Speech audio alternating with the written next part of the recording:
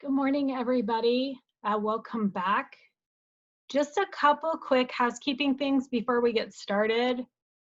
The first is for those of you who haven't already, I need you guys, if you're going to be remote, you don't need to do this, but if you intend or want a day to come in person to class, you need to go back onto BB Learn. I apologize. And re-enter your preferred days. So please do that if you haven't already. Some of you have already heard back from me and I was able to give you your slot, your day. So if you have heard back from me, that's your official day. I've just been doing a reply in BB Learn to that assignment. It's not a real assignment. And so if you've heard back from me, you're good. If you haven't heard back from me, if there's not a comment in there, please just be patient. I'm just trying to figure it all out, but I'll have that done quickly. But please go in and do that if you haven't. If I don't hear from you before like 5 o'clock today, I'm just gonna start assigning slots. If I haven't heard from you, or if you replied to the first one and then didn't go reply to the second one, I can't see your answer from the first one. So you got to go back and you got to do it again. And I apologize. But I'm trying to keep you guys in order that you replied on Monday, like kind of a seniority system, like first come, first serve.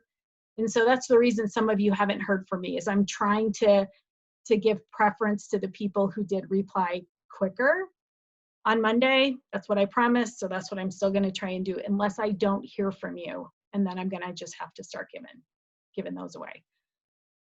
The second thing is a week from today, Friday, I believe,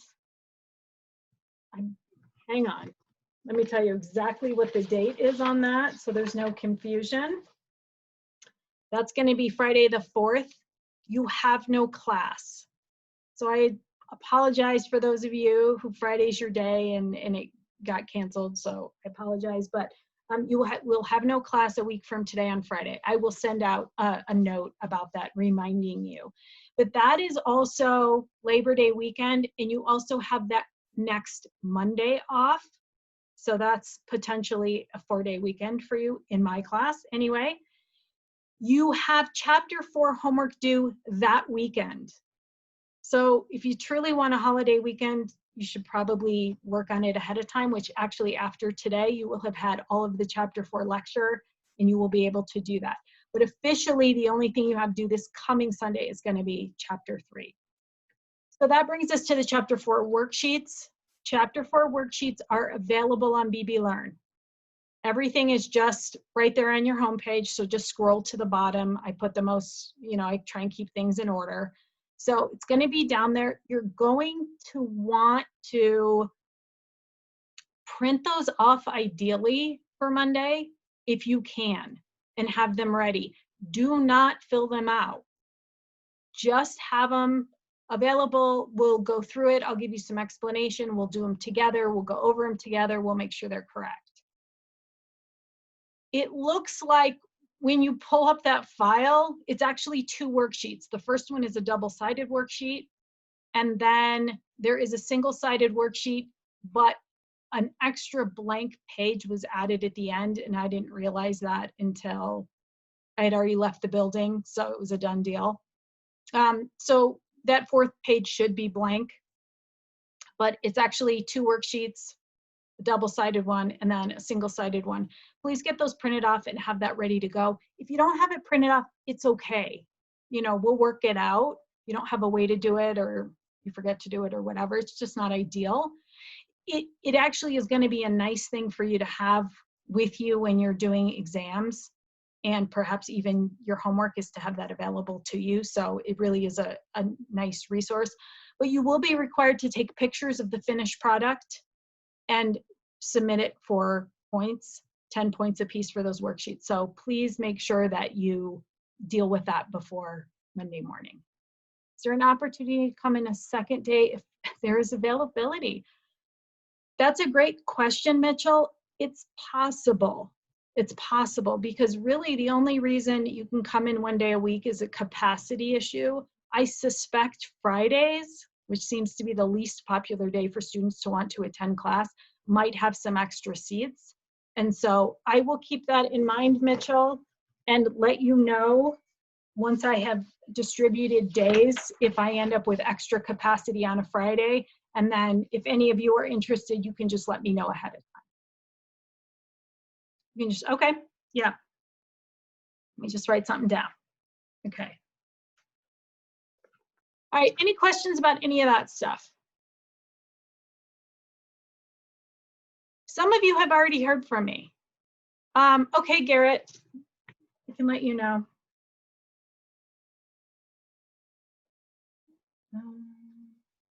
Yeah, gotcha. Okay. All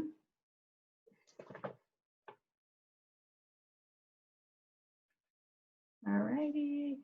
Can we choose to? Yes. So Parker. Okay, guys, just give me a minute to write this all down.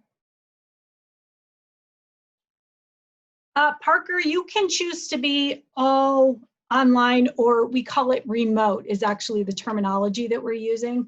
If you didn't do the original remote paperwork, then what you have to do is you have to ask each professor individually if it's okay. It's okay with me. You don't have to come in at all if you don't want to. Just shoot me an email. If you didn't do that original paperwork, you're not on my original like remote student list.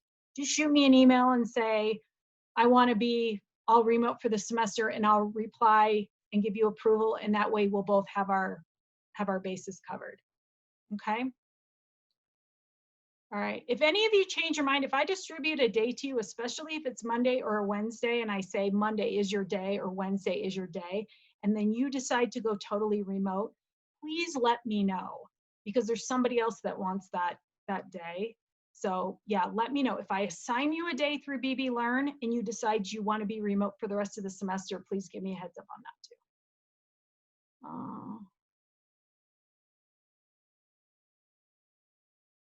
Yeah, Parker, if you'll, oh, I put it, no, you're good. If you put it in there, you're fine. Yep. Any other questions? Okay. When you walk into the classroom next week, those of you who have Monday and Wednesday, because canceled on Friday, those of you who have Monday and Wednesday, you'll walk in the front door and there will be a map. I think I mentioned it before, like a seating chart. They've put up two seating charts. They've put up a 33% capacity seating chart, and they've put up a 50% capacity seating chart. That's so like basically two very different seating charts on one sheet of paper. When you go in, you want to look at the 33% capacity one, because that's what I've been told we're doing up till this point. I suspect they put them both up because if things go well, we'll move to 50%. Okay.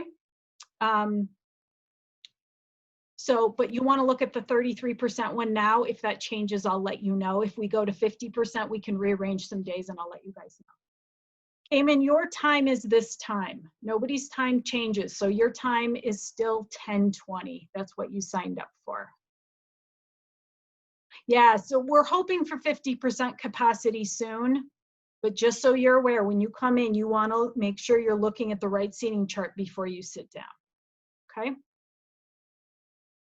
All right. Good. Yeah, hopefully we can all behave ourselves, right? And we can get this thing done and we can be good to go. Oh, how you find your in-person days. Sorry. Here's how you will get notification of your day is you will enter your preferences on BB Learn, and I will reply to that assignment with a response that says your day is blank.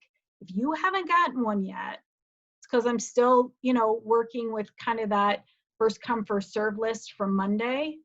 But at 5 o'clock tonight, I'm just going to start distributing days, and I'll have to kind of forget about who responded first on Monday.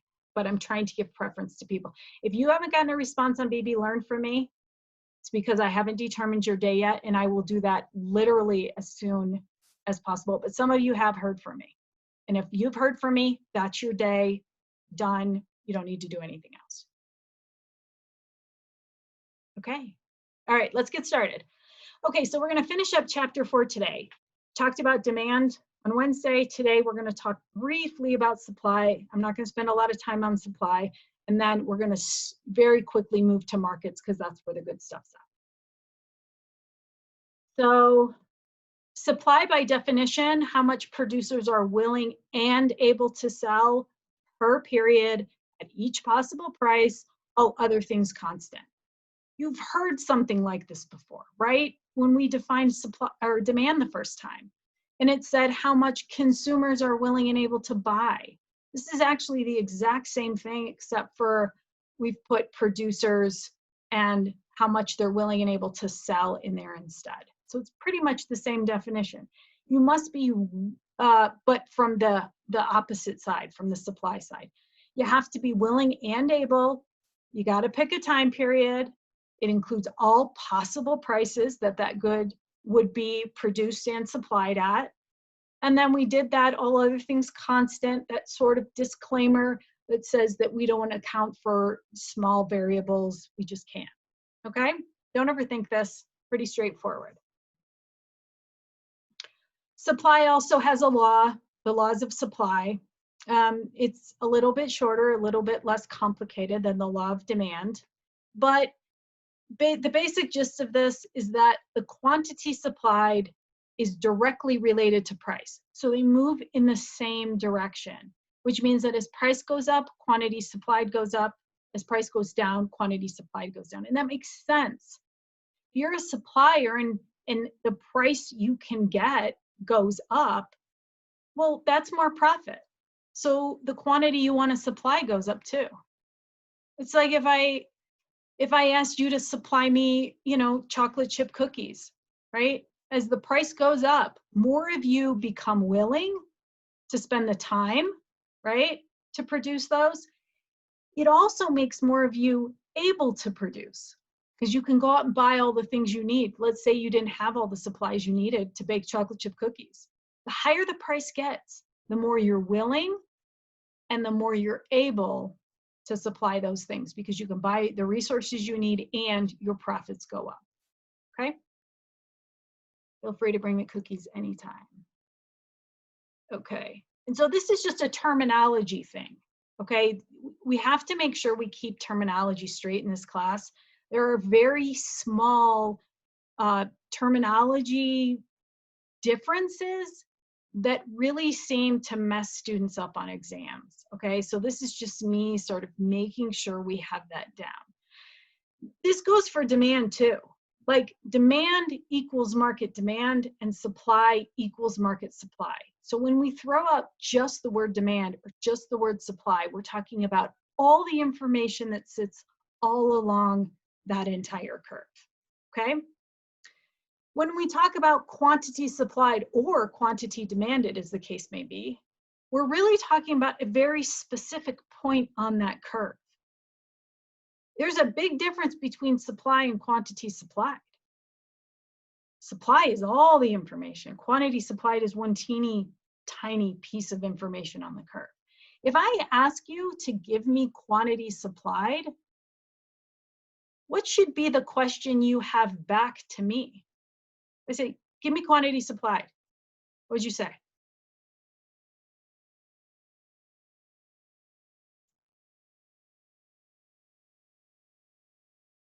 Yeah, thank you. What price are you talking about?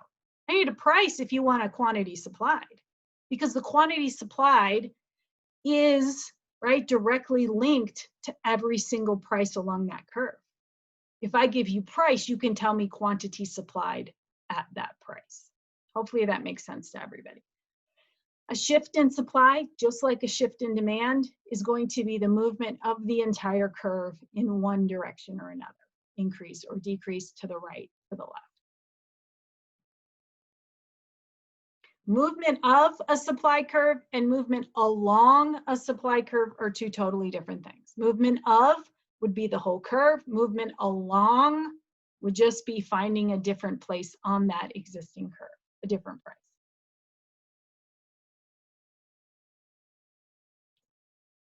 All right. So here's just, and this is, I gave you a demand schedule and a demand curve for the pizza market. This is the same exact market, except for we're doing the supply side here. So you can see we have those same pizza prices, those same 5 prices. And then in a supply schedule, we would just have the corresponding quantity supplied at those prices. And you can see they move in the same direction. Price goes up, quantity supplied goes up, and vice versa. And then you can see we have that upward sloping supply curve. We've just taken those 5 points and we've plotted them and connected them. It's upward sloping. 95% of supply curves will have some sort of an upward slope. Not all of them, right? And we'll talk about those in the next chapter, some of the exceptions, but for the purpose of this class, you can assume they're all upward sloping unless you're told something different. Why doesn't this supply curve go to the origin? Why doesn't the supply curve start at 0, 0? Why does it stop at like $1.25 or something like that? That $1.25, what does that mean? Why does it stop there? Any thoughts?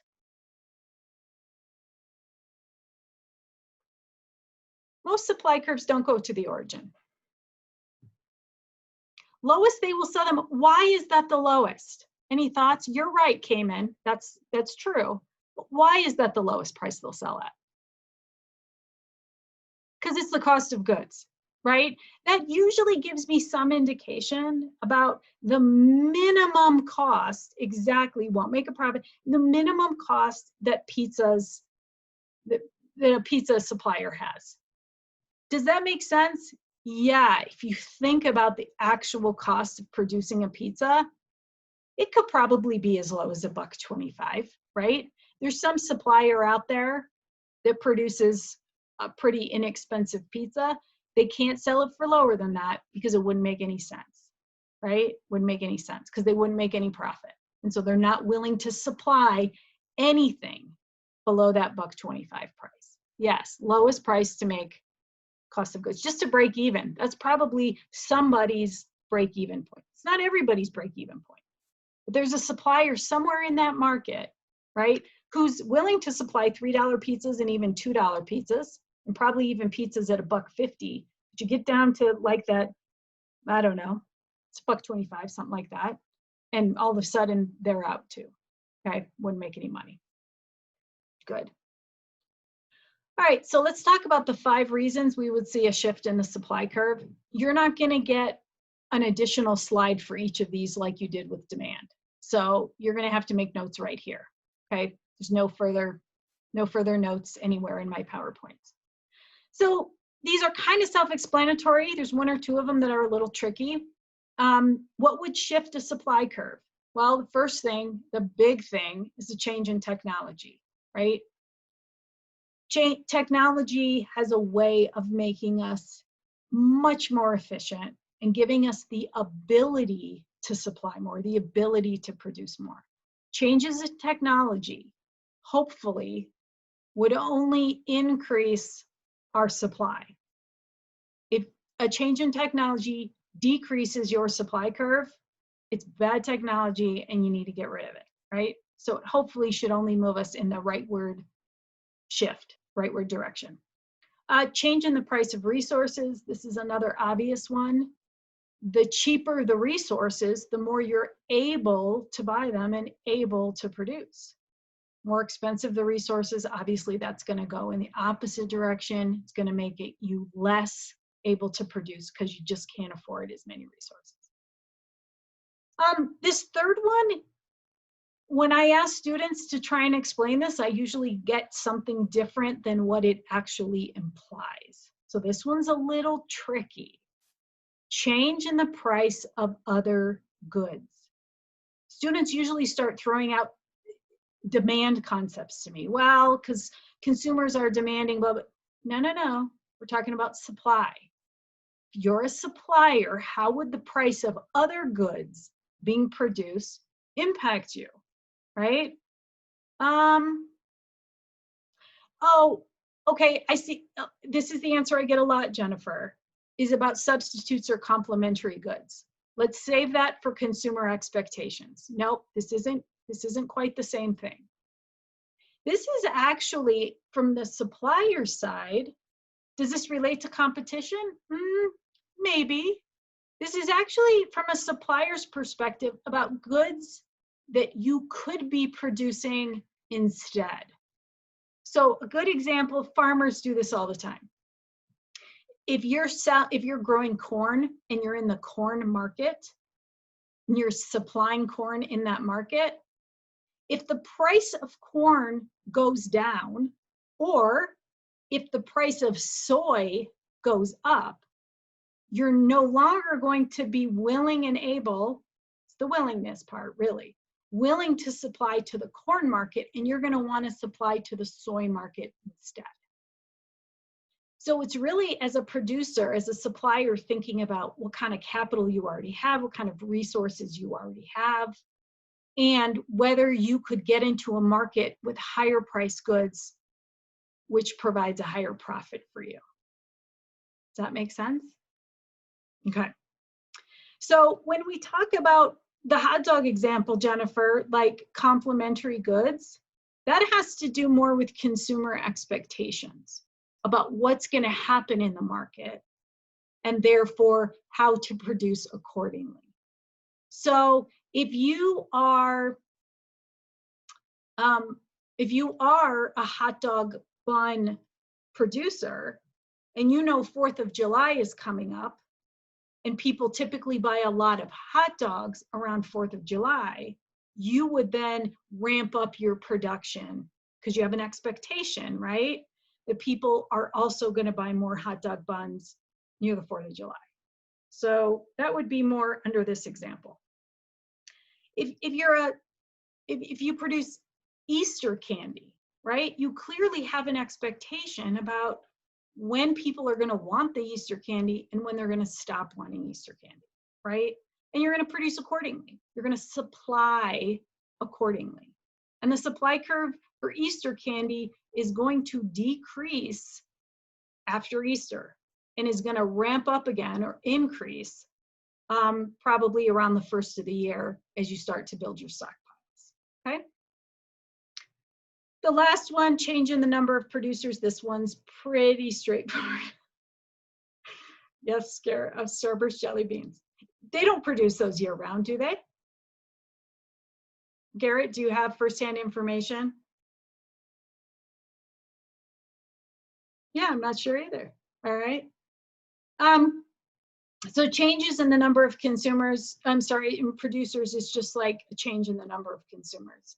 If you have changes of sheer population in your market, whether it's a population of producers or consumers, obviously that's going to create a change for demand, or in our case, supply of goods. If you have more pizza producers in your market, you just get more pizzas.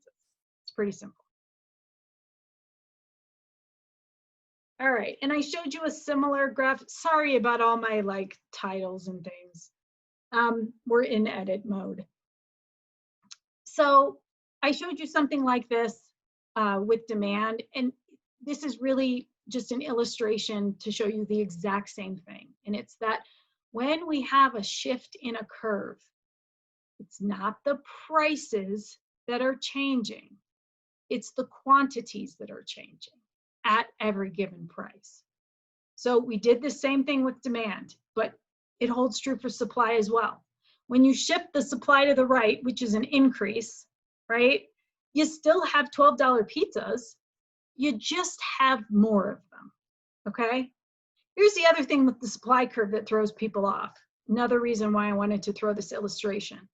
It's because a lot of people look at the original supply curve, the dark red one, and then look at the shift to the pink one, and they say, oh, well, supply's going down because the new supply curve is underneath the old one, so it looks like it's going down. No, no, no, it's going to the right. And the right is an increase, right?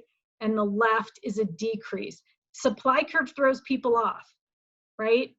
Because if you shift the supply curve to the left, it looks like it's going up or it's above your original. No, no, no. Right is an increase, left is a decrease, period. Okay? No matter what kind of curve we're talking about. Okay. All right, so now let's talk about markets, because there's really no sense in talking anymore about supply and demand individually, because you can't actually get a lot of information from just a supply or just a demand curve. What we do is we bring those two together, we create markets. That's the important thing, right? Is the market, which is, remember, it's that place where buyers and sellers converge. It's all the arrangements used to buy or sell a particular good or service. Markets are efficient. There's a reason markets exist, and there is a reason they look the way that they do, and that the bigger they get, actually, sometimes, most of the time, the more efficient they get. Because markets reduce transaction costs. Transaction costs, the time, the energy, the information you need to participate in exchange. When you go to the grocery store and there's everything you need, it cuts down on your transaction costs. Not only yours, but the producers as well. They have a pretty efficient, effective way to get you the goods they want to sell, and you have a really efficient place to go to get them. Markets can be big, they can be small, right? It can be eBay, it can be Safeway, it can be the farmer's market that they have in Flag on Sundays. You know, anything's really a market that cuts down on those transaction costs. Market equilibrium. So when you bring supply and demand together, they intersect on a graph. One is downward sloping, one is upward sloping. They typically collide or cross at one given point, a very specific point. Are there instances where they cross at a couple of points? Yeah, it's possible. We're not going to talk about that, okay? We're going to talk about one equilibrium in each market. There is an equilibrium point that exists when supply and demand intersect, and a corresponding price on the y-axis and a corresponding quantity on the x-axis. We call that equilibrium quantity, equilibrium price, okay? When our market is at equilibrium, it would imply that every single good that's being produced is also being sold. It's market clearing. It's ideal. It's perfect. It is the perfect scenario in a market, is to operate at equilibrium. Here's the problem. The problem is that supply and demand are shifting all the time. Both of them, really, for the most part, in most cases, are shifting all the time, at least a little bit. And so this equilibrium point is like this moving target that we're constantly trying to chase. And there are built-in mechanisms in the market that actually drive the market towards equilibrium. So we typically hover in that general area, but it's really hard to get it right, get it exact, because we're constantly chasing it, okay? Now, many times, because we're in the process of chasing equilibrium, we end up with shortages of goods and surpluses of goods as a result. A shortage means there's more demand than supply, and a surplus means there's more supply than demand. We're going to talk a lot about this, okay? And we're going to talk, I'm going to show you a graph here next, and we're going to talk about this exertion on this pressure that is put on price when we have shortages or surpluses, okay? All right, so let me show you the picture real quick. We'll come back if we need to. So here is that pizza market that you see right here. That's that demand curve you already saw. That's that supply curve that you already saw. And what we're going to do here is we're going to walk through a couple scenarios about overpricing pizzas and underpricing pizzas. It happens all the time, okay, to some extent, because we're chasing that point C, that equilibrium price right there, okay? We can see that the equilibrium price for pizza in this market is $9, and the equilibrium quantity is 20 million pizzas.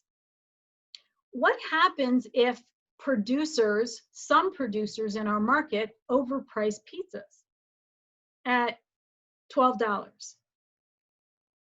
Well, if we look up at $12 and we follow that horizontal dotted line, right, and we follow it and it'll hit demand first, right, at 14 million pizzas, and then we keep going and it'll hit supply then at 24 million pizzas. We have then a 10 million pizza surplus in this market. Well, what good is a 10 million pizza surplus? It just doesn't make any sense, right? To produce 10 million extra pizzas. Well, when you price anything above market equilibrium, it's going to create a surplus. And that surplus in and of itself is going to exert downward pressure on the price. This market wants to be at point C, and it's going to get pretty darn close because of that exertion on price. If you think about what happens at the end of the day when you've produced, I don't know, each individual producer, let's say I produce 100 extra pizzas. The end of the day, what's going to happen to those pizzas? When my doors close, what happens to those 100 extra pizzas? You're not going to make any money off them, right? You throw them away. Theoretically, you'd throw them away, give them away, whatever. So probably before that happens, or the next day, or whatever, you start to question why you're producing all those extra pizzas. And you probably start to think about what you were going to do with all those extra pizzas before you actually close down, okay? So if you get to 7 o'clock and you close at 8 and you have 100 extra pizzas, what are you going to do with those pizzas? You're going to throw them away at the end of the night. What are you going to do instead?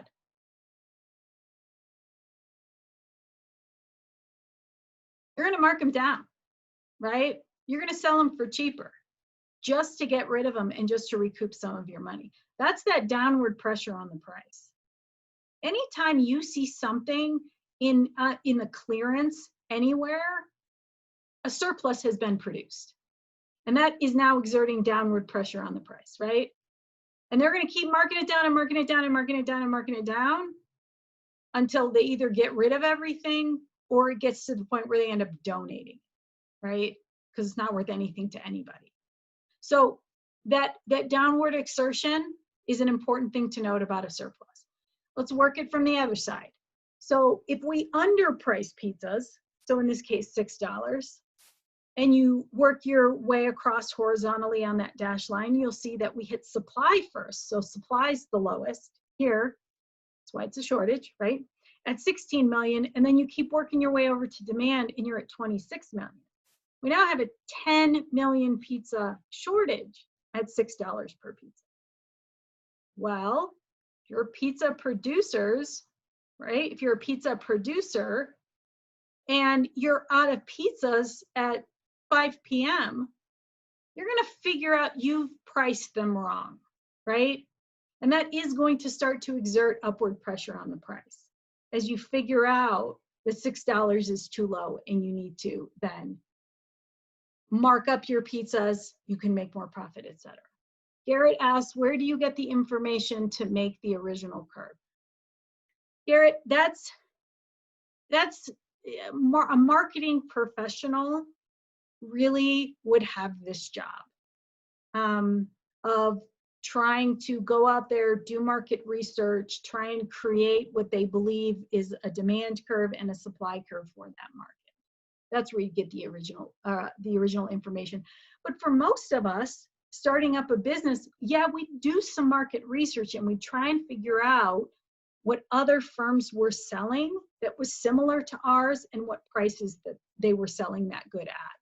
And that's how we as an individual would probably look to set original pricing in our market. So depends on if you're looking for all market information or just market information relative to your good. Yeah. because we know not all pizzas are created equal, right?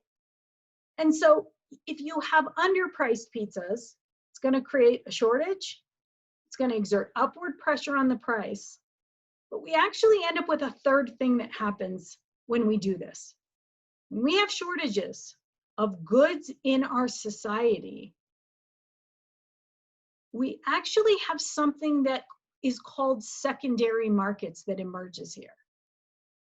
Because we're a pretty savvy society because we lean towards that capitalist side. If you are somebody who recognizes that a good is being sold at a price that is too low, and that eventually that's going to create a shortage, what might you do? Even if you don't want it. Thoughts? People do it all the time. Yeah, resale, right? We have this beautiful mechanism for resale called eBay, where you can actually put a good and you can let people bid against each other to find the absolute maximum somebody is willing to pay for a good. I mean, that's a pretty efficient way to sell goods, is find the person that's willing to pay the most for it because they think that they will receive that benefit, that they are willing to pay that price for it. And finding the person who values something the most is a pretty efficient way to distribute goods, right? Makes a lot of profit for the person who's reselling and potentially provides a lot of benefit to the person who's buying it. This happens every year, you know, with different goods, especially around Christmas time, right? There's this toy that gets all this buzz and every kid wants it and they sell out and nobody can find them and everybody's kids crying if they don't get them on Christmas, and it's all this pressure, right? And so everybody's scrambling to try and find this thing. If you can get your hands on it, right, sky's the limit, because you have opened up this secondary market for those goods. Somebody's going to make that profit one way or another, right? That's the society that we live in. When I was 10, right, before I knew anything about secondary markets, I wanted this Cabbage Patch doll, this doll that, I mean, it literally, people were dying in riots over these dolls. And they were selling out, nobody could get their hands on them, but my grandmother was determined, okay? So she went to some store, stood in some crazy line, and gets in there. And the first lady in line didn't actually want any dolls. But what she did is she took them off the shelf as fast as she could and piled them around her. And you could pay her $40. She's in the store. You could pay her $40 to pick one out of her pile, and then you could go pay the $20 to get it out the door. That's how underpriced they were. This was a pricing issue. The company who produced them could have sold them for $60 a piece like that. But instead, they just didn't realize how underpriced the good was. And so somebody else was going to make that profit, right? They've existed since the beginning of time, secondary market, okay? All right, moving on. So why does equilibrium price and quantity change? Well, it's because a curve shift. Yes, a curve shifts. And it could be a singular curve, either supply or demand, but it is more commonly both that are shifting really at the same time. So let me go through some graphs of shifts and changes in equilibrium price and quantity. This is important because it is a critical thinking exercise that probably pretty closely mimics something I would do on an exam. And because I won't ask a question like, what causes a change in equilibrium price and quantity? I'll give you a specific scenario and I'll expect you to be able to think through it, okay? Cause and effect. So for example, if I were to ask you what happens to equilibrium price when demand in a market increases. Some of you can do this in your head and some of you cannot. I suspect a bulk of you cannot. And that a visual would be much more beneficial in trying to answer this question. So if I were giving this exam in a classroom, I would actually expect to get these paper exams back and have all these tiny little graphs drawn in the margin as you're trying to visualize the answer to the question. You should be prepared on an exam to be drawing little graphs and shifting little curves so that you can actually visualize and draw for yourself the answer to the question. So what's the answer to that question? What happens to equilibrium price when the demand curve increases? Well, we went from point C, which was our original equilibrium, to point G, which is our new equilibrium after our demand curve shifted to the right because of the increase. You can see that equilibrium price went from $9 to $12. So the answer to the question is it increased. What happened to equilibrium quantity? Well, it went from 20 to 24, so it increased as well. So price and equilibrium price and quantity both went up when the demand for a good increased. Some of you already know that, right? It came to you right away. Some of you are like, oh my God, how am I going to answer that question, right? Get used to drawing these little graphs. It gets a whole lot more complicated. And that's why I think drawing can help keep all the details straight. Okay, so let's do supply really quick. Okay, so we start at point C, right? This was our equilibrium in our pizza market, because they're at point C, $9.20 million units. Supply increased, moved to the right, and our new equilibrium now is at that point D. You can see that price went down, equilibrium price went down, and equilibrium quantity went up.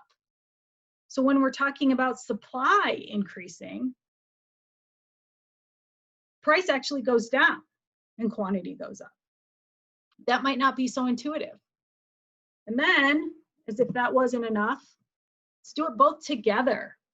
Let's increase supply and demand at the same time, because that's definitely more realistic than just one of them shifting, okay? But it gets even more complicated because a lot of times they're not shifting at the same rate.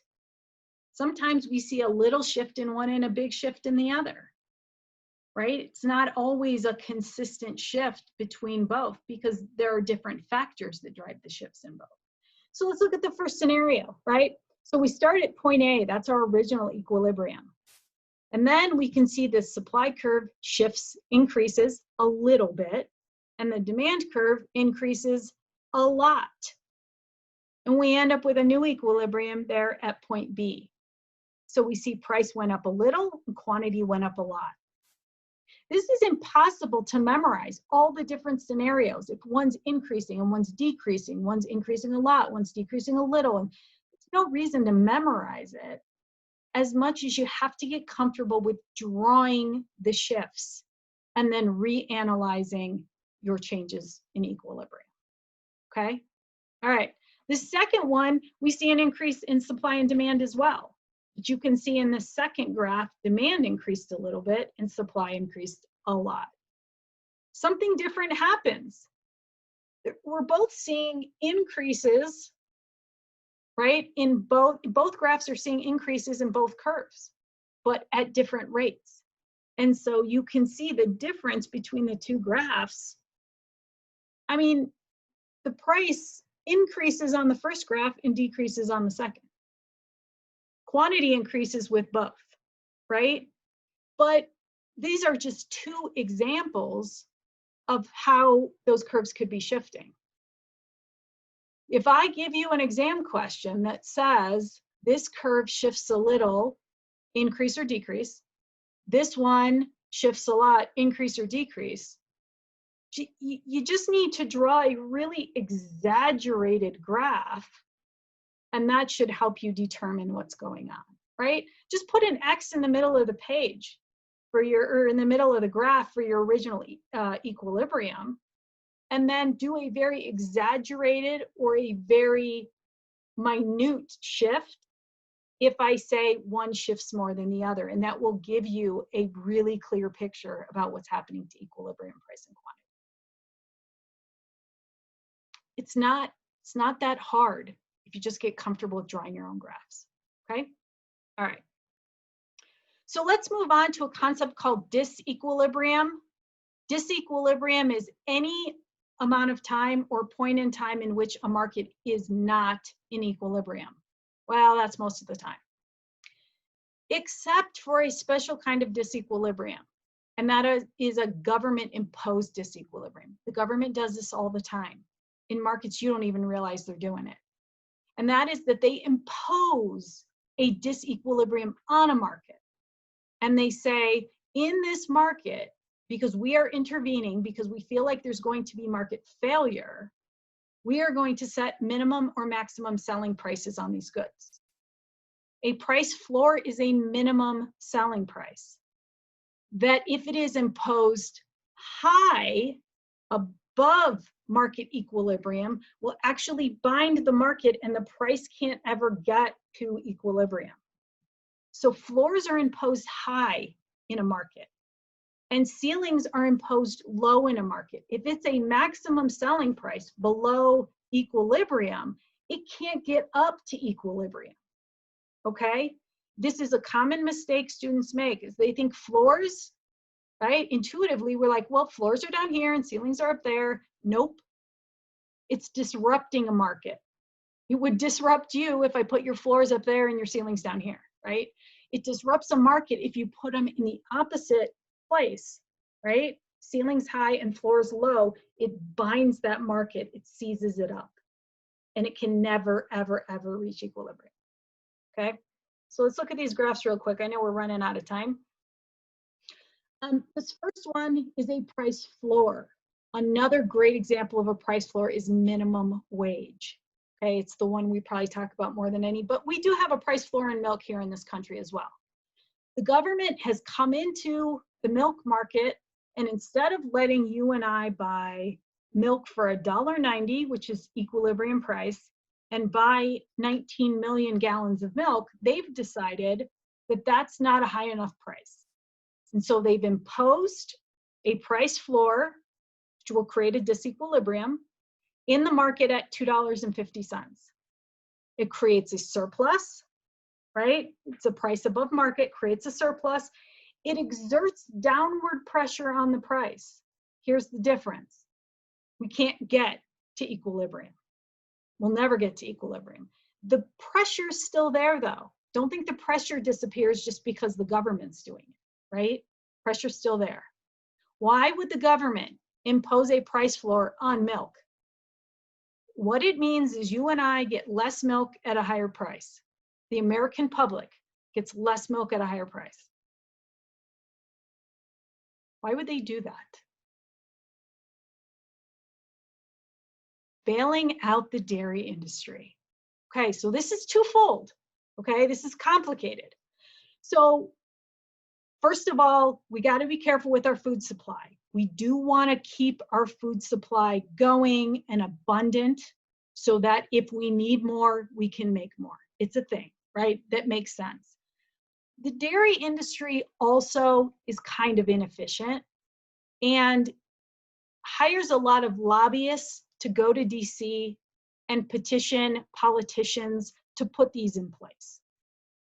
Because what's better for business than getting a higher price and producing less without having to do anything but get a politician to see it your way and put a price floor in place that benefits you, okay? They win, we as the American public lose in terms of money, in terms of price.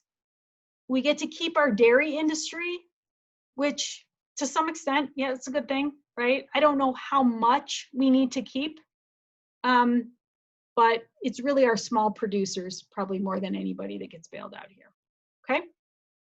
And then quickly over here, we have price ceilings. A good price ceiling example, and it's your authors, is rent control on apartments in big cities and things like that. This happens all the time, right? So market equilibrium price for rent is $1,000. government swoops in and says, no, in these areas, in these apartments, we're going to put a price ceiling on rent at $600. It creates a shortage. Everybody wants it. There's not enough available. It puts upward pressure on the price. Price can't get there. The pressure still exists. And it opens up secondary markets again. People who get their hands on rent-controlled apartments don't give them up. They rent them out. Even if they don't want to live in them anymore, just like if you don't want the Cabbage Patch doll, it doesn't matter, right? Get it. And then if you don't want it, resell it to somebody and make yourself some profit. Okay? So the pressure is still there. But what happens here? If you're a landlord and you were getting $1,000 a unit for your apartments, the government comes in and says you only get $600. What's the downside to this? You're the landlord. Anybody know what happens in rent-controlled apartments? Yeah, I'm not sinking any extra money into that property if I own it. I can tell you that for sure. And so they end up with living conditions then that are more in the 600 range because that's what they're paying, right? So there's an upside and a downside. A lot of this is highly political, right? Which we don't really get into, but just understanding that these price floors and price ceilings exist. They create constant disequilibrium and really have the same impacts as if you were overpricing or underpricing a good, except for they bind and that price can't move. Okay? All right. That's all I have for today. Chapter 3 homework due on Sunday. Get on and give me your preferred days if you want to come to class, and print out your worksheets and have them ready for Monday. Any questions? Have a good weekend and I'll see you on Monday.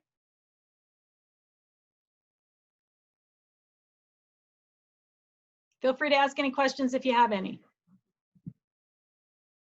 I just had a quick question. Mm-hmm. It's about slide 10. Okay. I'm sorry, let me go back to it. Yeah. Okay. I was just confused on you said okay, so if equilibrium price is at 9 and the quantity is at 20 million, you said something about there is a surplus of 10 million. So I'm just confused how you got 10 million and not 6, because Yeah. Okay. Yep. No, it's a great question. Okay, so let's go up to the $12 because that's where we were calculating the surplus at. Mhm. And if you begin to kind of go horizontally across that graph, do you see how you hit demand first? Yeah.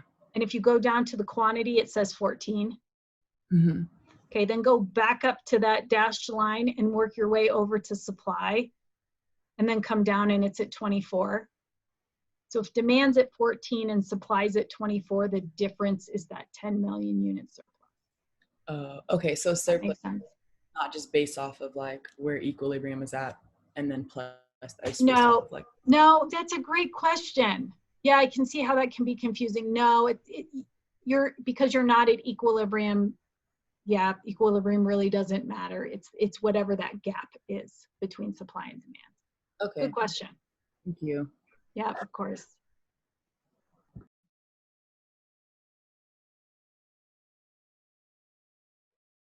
Any other questions?